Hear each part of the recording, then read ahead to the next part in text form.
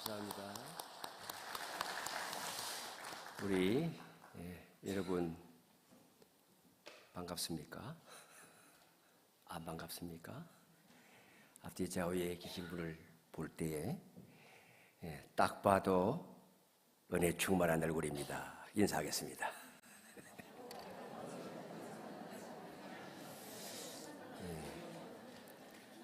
성령 충만하면 은혜 충만한 얼굴 될 줄로 믿습니다. 기도합니다. 하나님 아버지, 이 시간 어두운 우리의 영을 밝혀주시고 하나님의 말씀을 듣고 깨닫고 믿을 수 있는 지각을 여시고 믿음을 강화시켜 주시옵소서. 그 말씀 깨닫는 대로 나의 영의 양식으로 삼고 말씀 따라 살아갈 수 있는 결단과 능력도 겸하여 주옵소서. 예수님의 이름으로 기도하옵나이다. 아멘. 네, 오늘 본문 말씀은 바나바와 바울이 성령의 인도를 따라 안디옥 교회의 파송을 받고 구브로라고 하는 지역으로 가서 복음을 전하고 그 복음의 능력, 예수 이름의 능력을 체험하는 이야기로 채워져 있습니다. 이 말씀을 통해서 하나님께서 우리를 어떻게 부르시는지, 그리고 어떻게 불러 하나님의 진리의 복음을 확정하게 하시는지, 그 복음의 열매와 능력이 어떻게 나타나는지 함께 살펴보도록 하겠습니다. 먼저 생각할 것은 성령의 부르심입니다. 성령께서 예수님의 지상사역, 지상명령, 세계복음화의 플랜을 하나하나 순서대로 진행해 나가시죠. 예루살렘이 복음화되게 하시고 온 유대와 사마리아의 복음이 전파되게 하시고 이제 급기야 세계 땅끝까지 복음을 전파하게 하시기 위하여 안디옥 교회를 기점으로 그곳에 두 사람을 세워 선교사로 파송을 하십니다. 하나님께서 왜 안디옥 교회를 선택하셨을까요? 그 배경을 살펴보면 이 안디옥 교회는 다양한 배경의 사람들이 모인 공동체임을 알 수 있습니다. 1절에 보면 지도자들 5명이 소개되고 있어요. 첫째는 바나바입니다. 구브로 출신의 레위인입니다. 여러분 뒤에서도 설명을 드리겠지만 여기에 주목하셔야 됩니다. 바나바는 구브로 출신입니다. 둘째로는 시몬이라고 하는 사람입니다. 그런데 그의 별명이 니게르예요. 니게르라고 하는 말은 검다는 뜻입니다. 그러니까 검은 시몬이에요. 그러면 그 피부가 검은 사람이었구나 하는 것을 알 수가 있고, 니게르, 아마도 아프리카 출신의 흑인 유대인이었을 것으로 생각을 합니다. 세 번째는 루기오입니다. 로마 사람들의 라틴어 이름은 가장 흔하게 쓰이는 것은 한 15가지, 20가지를 가지고 계속 돌려가며 쓰는데, 이 루기오라고 하는 건 익숙한 그 라틴어 이름입니다. 그런데 그 출신은 구레네 출신이에요. 북아프리카 사람인 것 같습니다. 그 다음에 마나엔이 나오는데, 마나엔은 헤롯의 젖동생이라고 설명합니다.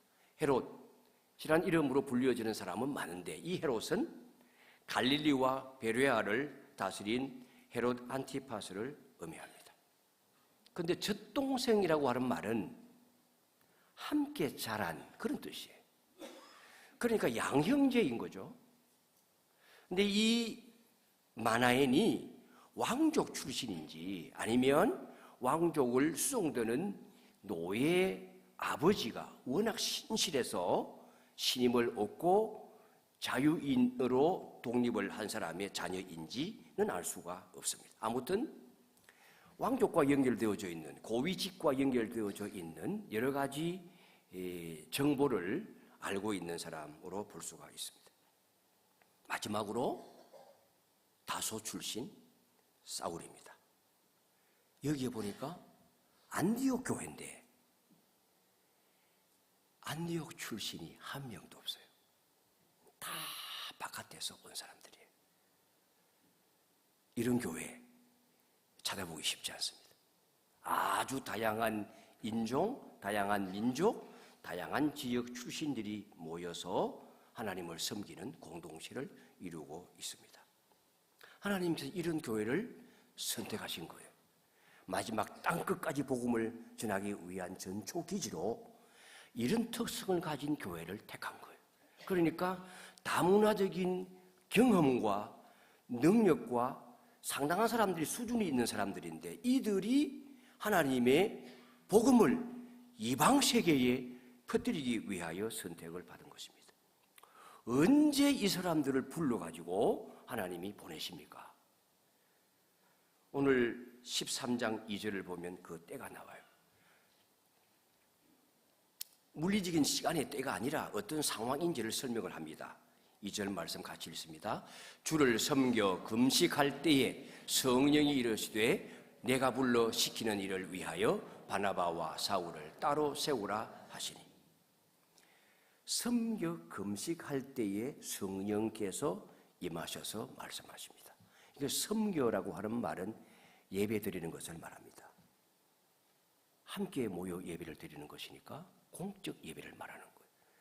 지금과 같은 시간입니다. 함께 모여 예배 드릴 때에 성령께서 우리에게 말씀하시는 거예요. 금식할 때에 라고 했습니다. 왜 금식했을까요? 유대인들이 금식을 하는 다양한 이유들이 성경에 나오는데 첫 번째는 슬픔을 당했을 때에 애도의 마음으로 금식합니다. 근데 이제 이 금식은 몇 날 며칠 세 끼를 금식하는 개념일 수도 있지만 어떤 학자들은 단회적인 음식을 세 끼를 다 금식하는 것이 아니라 부분적인 금식일 것으로도 생각을 하는 분이 있습니다. 그 다음 두 번째는 죄를 회개할 때에 금식합니다. 또 구약 성경을 보면 민족의 그 패망 가운데서 구원을 위하여 공동체적으로 금식할 때가 있었습니다. 또 한 가지는 하나님의 뜻이 분명하게 나타나기를 바라면서 계시를 요청할 때에 금식을 했습니다. 그런데 이 마지막 것은 오늘날 우리에게 적용할 수 있는가 하면 그렇지는 않습니다. 왜냐하면 우리는 계시가 이미 완성되었다고 믿기 때문이에요. 그러나 그 당시에는 구약 성경만 있지 신약 성경이 완성되지 않을 때예요. 그러면 계시가 아직까지 완성되지 않았기 때문에 하나님의 계시를 직접 받아 말하는 사람들이 있었던 겁니다. 그들이 바로 선지자요 교사인 거죠. 지금 안디옥 교회의 지도자들을 칭할 때에 선지자와 교사라고 말하는 것입니다. 그러니까 분명한 하나님의 인도를 보다 확실하게 믿기 위해서 금식이 필요했을 것으로 보여집니다. 그래서 함께 모여 예배하며 금식할 때에 성령께서 역사하신 것입니다. 여러분, 우리가 여기에 주목해야 됩니다. 성령의 부르심이 예배 드릴 때에 함께 모여 기도할 때 임한다는 사실에 주목하셔야 됩니다. 예배와 기도는 단순히 내가 종교적인 의무를 완수함으로 위로를 받고 마음의 죄책감을 털어내는 나 중심적인 시간이 아니라 철저히 하나님을 주목하며 구원하신 은혜에 감사함으로 영광 올려드리는 시간이요. 그럴 때에 하나님이 내게 구체적으로 말씀하시고 나를 만나주시고 내 인생을 인도하는 지침을 주고받는 시간이라는 사실을 기억하셔야 돼요. 한 작은 농촌 교회에 청년 몇 명이 매년 단기 선교를 갔다 왔어요. 그 중에 한 자매가 필리핀으로 선교를 가서 오지 마을에서 봉사를 하면서 그 어린 아이들이 가지고 있는 영적인 어려움, 경제적인 궁핍함, 그 육체적인 어려움을 보면서 마음에 큰 부담감을 가지고 돌아왔어요. 기도할 때마다 그 부담감이 마음을 억눌러요. 그런데 하나님께서 어느 날 네가 그 땅으로 가라 라고 하는 음성을 들었어요. 그렇게 말씀하시는 것으로 느꼈어요.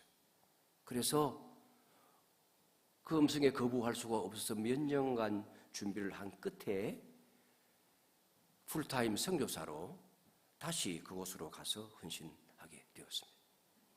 현재 그녀는 그들을 위한 교육센터를 짓고 지역교회를 세워가면서 복음의 증인으로 헌신하며 살아가고 있습니다. 그러면 오늘날도 성령께서는 우리에게 말씀하시는 거예요. 우리에게 그렇게 부르시는 거예요. 어떤 이에게는 이처럼 선교사로, 어떤 이에게는 교회에서 교사로, 혹은 성가대원으로, 그렇지 않다면 어떤 이에게는 가정 안에서 복음을 전하는 자로 부르시는 것입니다. 하나님께서 우리를 부르실 때에 그 부르심에 예배로 반응하고 공동체와 함께 분별을 하고 순종하는 성도가 되어야 우리가 이 땅에 부름받아 예수님의 보혈로 씻김을 받고 하나님의 자녀가 되어서 남은 생애를 살아가는 삶의 의미와 목적이 성취되는 것입니다.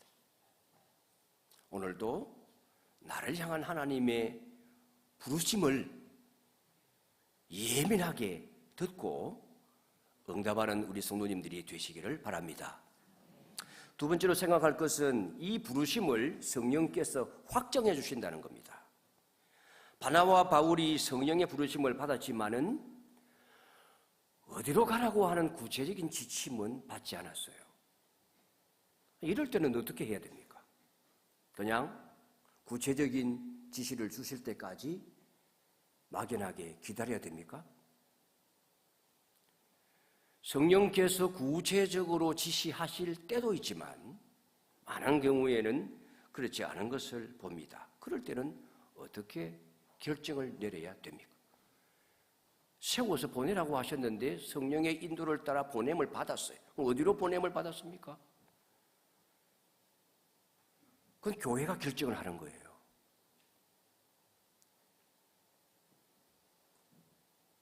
우리 교회 이회부 김미숙 선교사님께서 중국으로 선교를 하러 갔다가 돌아오셨어요. 그 성령의 인도하심이에요. 더 이상 못하고 돌아온 거예요. 그리고 다시 오만으로 갔어요. 갔다가 또 돌아오셨어요. 이분들은 계속 오만으로 다시 가야 된다는 강한 마음의 부담을 가졌지만 계속 길이 막혀요. 저하고 상담을 나누면서 그렇게 의지적으로 고생이 되는 길을 굳이 택할 필요는 없다. 더 절실하게 두 사람의 사역을 도움을 필요로 하는 지역이 있다. 당신들의 눈에 볼 때에 그곳이 객관적으로 편해 보여도 막상 가보면 그렇지도 않을 수도 있다. 그래서 하나님 앞에 힘들여서 선택하려고 하는 것이 항상 바람직한 것은 아니다. 그래서 선택한 곳이 조지아예요. 조지아는 좀 자기가 보니까 잘 갖추어져 있는 학교고 하기 때문에 좀 편할 것 같아서 일부러 힘들여 오만으로 가려고 했는데 조지아 가보니까 더 힘들어. 몸에 병을 얻고 두 사람이 들어와서 치료를 받고 들어가야 될 만큼 쉽지 않은 사역지예요. 그러나 하나님이 그렇게 인도하시는 거죠.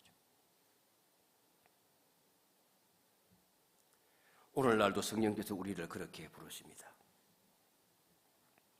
자, 그렇게 하나님이 부르시는데 어디로 보내시는지가 나와 있지 않기 때문에 결정을 내려야 돼. 안디옥 교회의 경우에는 이 하나님의 뜻을 분별하기 위해서 지도자와 공동체가 함께 참여했어요.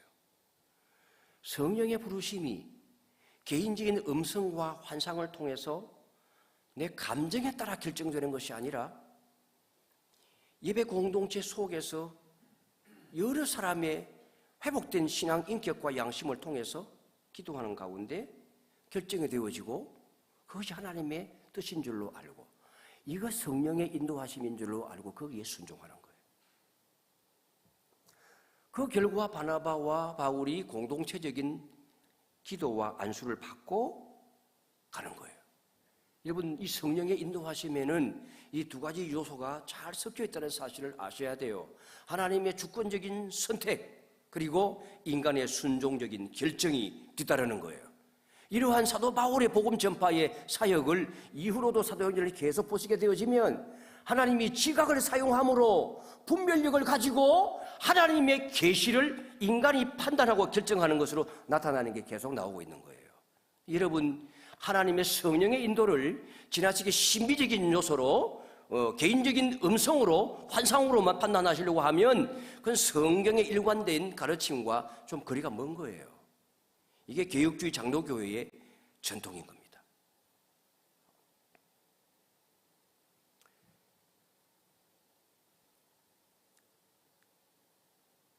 빌립보서 2장 13절 같이 읽겠습니다. 시작. 너희 안에서 행하시는 이는 하나님이시니 자기의 기쁘신 뜻을 위하여 너희 안에서 소원을 두고 행하게 하시나니. 여러분, 여기에 너희라고 하는 말은 단수가 아니고 복수예요. 교회 공동체를 가리키는 거예요. 하나님이 하나님의 뜻을 행하실 때는 그 뜻을 공동체 속에 넣어주신다는 거예요. 하나님이 직접 말씀하실 것 같으면 너희 안에 넣어두지 않죠. 하나님이 주관적으로 직접 말씀하시면 되죠. 그러나 하나님이 때로는 우리 안에 꿈을 넣어주시는 거예요. 너희 안에 소원을 주시는 거예요. 소원이라고 하는 말은 자발적이고 능동적인 인간의 선택을 말하는 거예요. 여러분, 안디옥 교회 성도님들이 그 상황 속에서 하나님이 세워 보내라고는 하셨는데 어디로 보내라는 거지? 라고 하는 이 궁금증을 가지고 있는 상황 속에서 기도하면서 그럼 어디로 보내는 게 좋을까 할 때에 공동체의 회복된 영성과 지성을 통하여 구브로로 가는 게 좋겠다라고 결정을 한 거예요. 뒤에 나오는 아시아로 복음 전하려고 할 때도 계속하여 바울은 아시아 쪽으로 가려고 했지만 성령이 계속 막았어요. 막았다는 것은 환경적인 장애를 말하는 거예요. 성령께서 직접 말씀하시면서 가지 말라고 한 게 아니에요. 그러면 정작 가지 않았겠죠. 그런데 계속 사도 바울은 아시아로 가려고 했어요. 근데 성령이 막았다는 얘기는 환경이 그렇게 말을 했다는 거예요. 그러다가 환상을 보았는데 이 마게도냐로 가는 게 맞겠는가? 공동체가 모여서 기도를 한 거예요. 맞습니까? 그래요. 그건 성령님의 인도 같아요.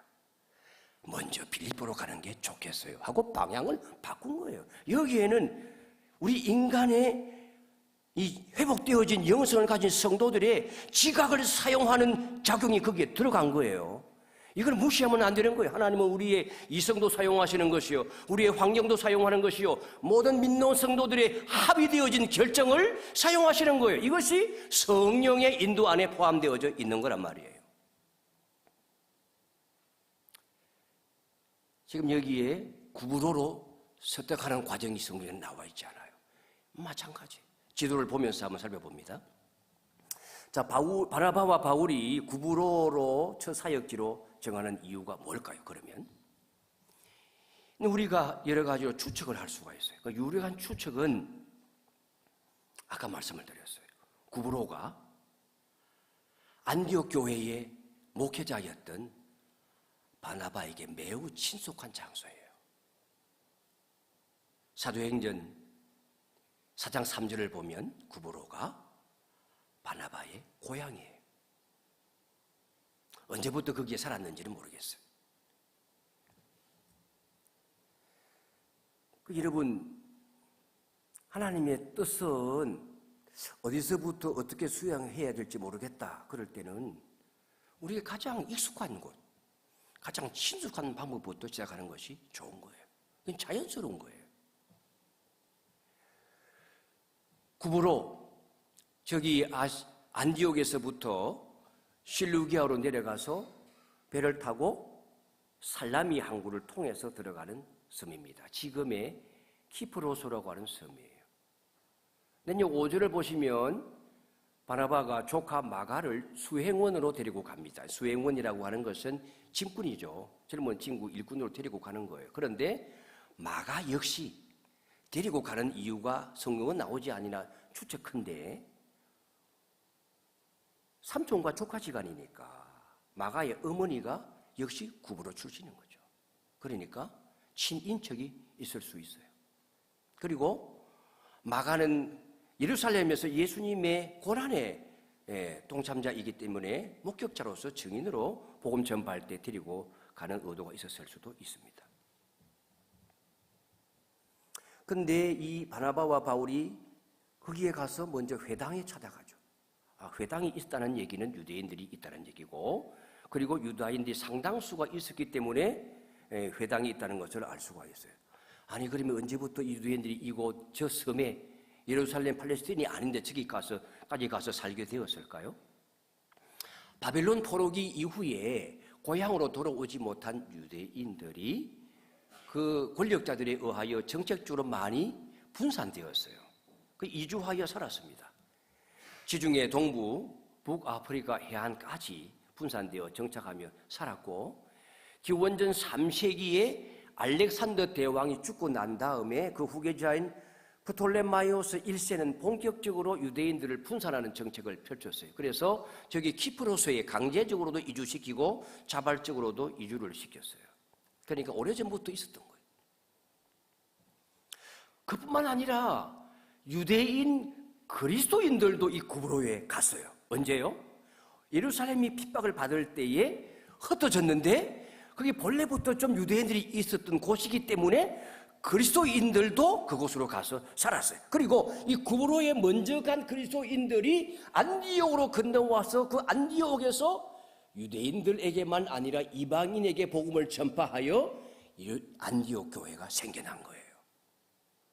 그러니까 이미 이 구브로는 유대인들에게 익숙한 곳이요, 일부 기독교인들이 있는 곳이기 때문에, 그리고 바나바의 고향이기 때문에 맨 먼저 선교지로 선택했을 것으로 우리는 추정할 수가 있습니다.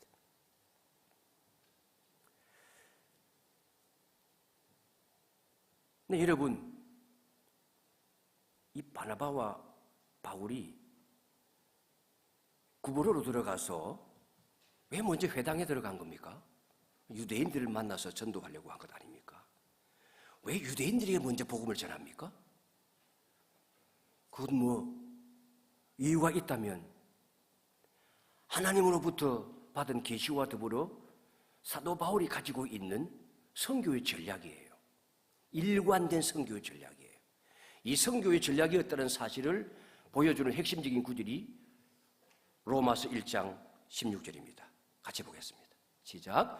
내가 복음을 부끄러워하지 아니하노니 이 복음은 모든 믿는 자에게 구원을 주시는 하나님의 능력이 됨이라. 먼저는 유대인에게요, 그리고 헬라인에게라. 이건 시간적 순서입니다. 먼저 유대인에게 복음을 전하고 그 다음에 헬라인에게 복음을 전한다는 이 패턴이 처음 1차 이 사도 바울의 선교 여행에서부터 시작하여 지속적으로 계속 반복되어지고 있는 패턴인 것을 알 수가 있습니다. 자, 이들이 섬의 중심 도시이고 총독의 관저가 있는 바보까지 이동을 하면서 계속해서 복음을 전하는데, 드디어 관저가 있는 바보에 가서 전혀 예상치 못하게 총독 서기오 바울을 만납니다. 그런데 성경은 그를 지혜 있는 사람으로 소개합니다. 성경이 지혜 있는 사람이라고 말하는 것은 지식이 많고 학문이 좋다는 이야기가 아니라 진리에 대한 태도가 올바르다는 뜻입니다. 그가 이 마술사를 옆에 두고 정치적인 상담자로, 충고자로, 후견인으로 두고 있는 것은 결코 지혜로운 모습 같이 보이지는 않습니다. 그러나 그 당시에 많은 정치 지도자들은 이와 같은 사람들을 옆에다가 주어서 여러 가지 충고를 들어드렸습니다. 종교적인 충고를 듣기도 하고 정치적인 조언을 듣기도 하고 미래 예측에 도움을 받기도 했습니다. 그러니까 이건 보편적인 현상이에요. 그런데 그가 지혜로웠다고 하는 것은 그것이 지혜로웠다는 것이 아니라 7절 말씀을 보시면 바나바와 바울을 불러 하나님의 말씀을 듣고자 하였습니다. 이 진리에 대한 갈급함, 그 태도가 좋은 것이고, 그 다음에 이 복음의 능력을 경험하고 난 다음에 아주 참된 분별력을 가지고 예수님을 받아들여요. 믿는 태도, 복음을 수용하는 태도, 이것이 지혜롭다는 거예요. 성경이 말하는 지혜는 진리에 대한 인간의 반응, 참된 진리에 대하여 믿음으로 수용하는 능력, 그걸 지혜롭다고 하는 거예요. 우리가 이런 점에서 모두가 지혜자가 되어야 됩니다. 그런데 이 거짓 선지자가 나타나요. 바로 옆에 있는 이 엘루마라고 하는 이 바예수, 이름도 특이해요. 바예수. 예수의 아들이라는 뜻이에요. 바자를 붙이면 뒤에 따라오는 이름의 추종자, 제자, 그 편이라는 뜻이에요. 바 예수, 예수의 아들이라는 이름을 가지고 있는 유대인인데 가짜 선지자예요. 근데 이 가짜 선지자가 그의 생계의 위험을 느끼게 되는 거잖아요. 정치 좋은 자로서 직업을 잃게 될 것 같잖아요. 그러니까 적극적으로 복음을 방해하고 나서는 것입니다. 그런데 여러분, 이게 중요한 거예요. 우리가 복음을 전파할 때에 강력한 대적자가 나타날지라도 그보다 더 강한 성령께서 개입하여 주시오는 말미암아 물리치게 하시고 우리가 전하는 복음이 진리임을 드러내시는 것입니다. 복음을 확증시켜 주시는 거죠. 영적 충돌이 일어나는 현장에 결코 성령은 침묵하지 않았습니다. 사도행전 13장 9절에서 11절까지 요약한 내용을 같이 읽습니다. 바울이 성령이 충만하여 그를 주목하고 이르되 이제 보라 주의 손이 내 위에 있으니 네가 맹인이 되어 얼마 동안 해를 보지 못하리라. 이 말을 하자마자 즉시 안개 어둠이 그를 덮어서 맹인이 되고 인도할 사람을 찾아 헤매는 모습을 보게 됩니다. 성령께서 우리를 사역의 사명의 자리로 부르실 때 단지 부르실 뿐만 아니라 우리에게 능력으로 사역의 현장에 함께 하셔서 진리를 전할 때 그것이 하나님의 진리임을 확정하시고 그리고 하나님의 이름이 영광을 받으시는 것입니다. 바울이 엘루마의 정체를 아주 정확하게 꿰뚫고 책망하고 심판합니다. 자, 여기서부터 사울이라고 하는 유대식 이름이 이제 자취를 감추고 로마식 이름인 바울이 등장합니다. 바울이라는 사울이 누가가 여기서부터 의도성을 가지고 이 사실을 설명을 하고 있어요. 무엇 때문일까요?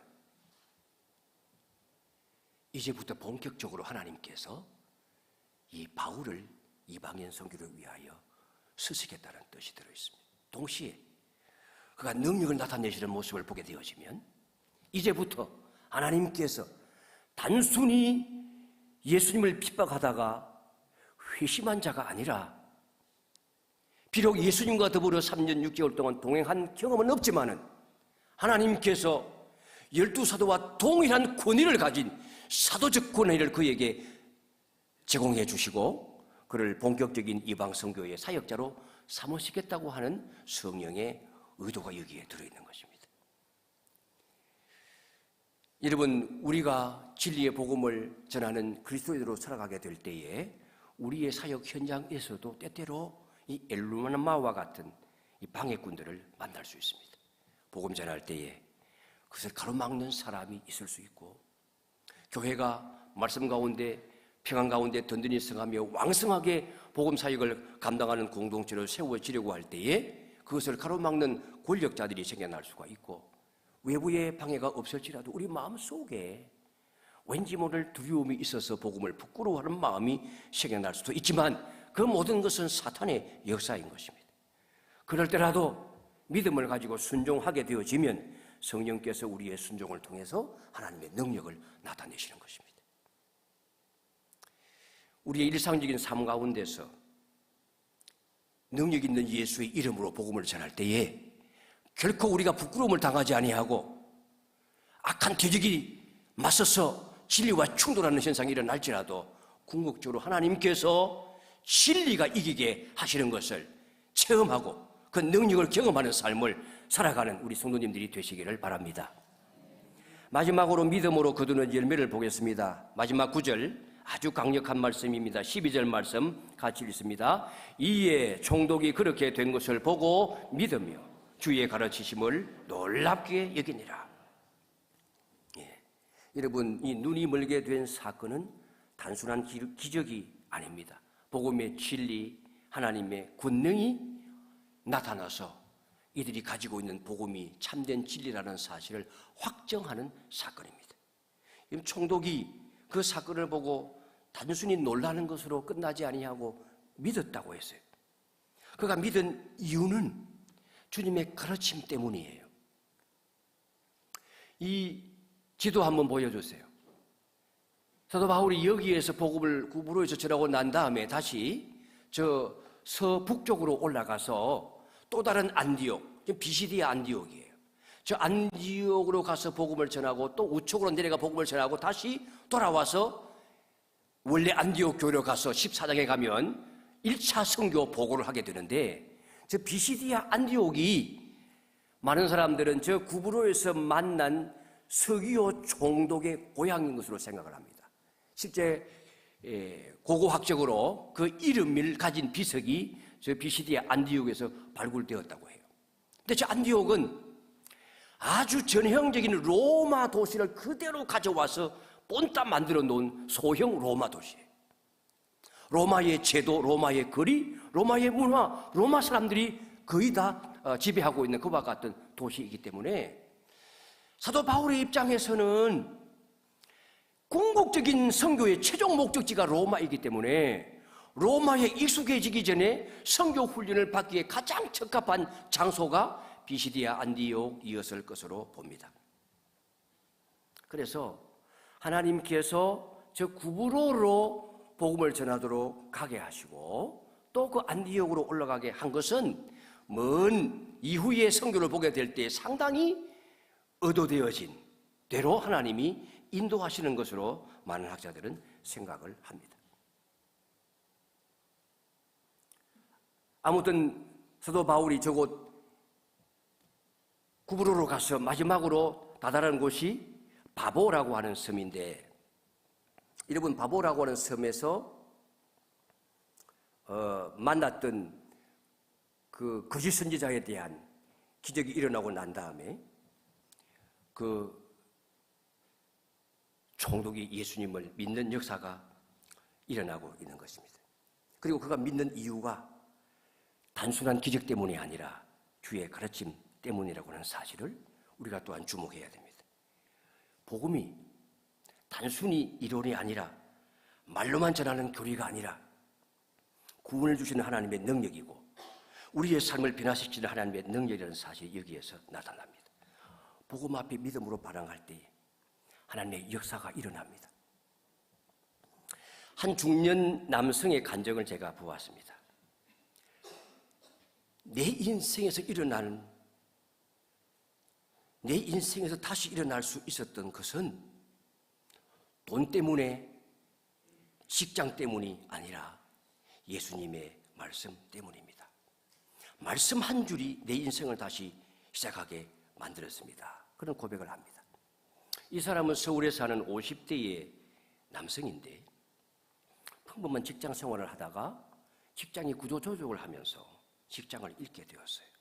명예퇴직을 하고 일단 집에 들어와서 앉아 지내게 되었는데 자녀들 학비도 대출도 갚아야 되고 노후는 어떻게 지낼 것인지 큰 걱정과 불안감이 한꺼번에 밀려왔어요. 가장이 직장을 잃으니까 가정의 분위기가 무거워졌어요. 아내와의 대화도 줄어들고 자신은 술로 하루하루를 버티면서 지냈는데 그 무렵에 아내가 혼자 교회를 다니기 시작했습니다. 남편을 위해서 매일 기도했어요. 처음에는 남편이 그냥 무시했습니다. 근데 어느 날 아내가 새벽에 방에서 기도하며 눈물 흘리는 모습을 보게 되었어요.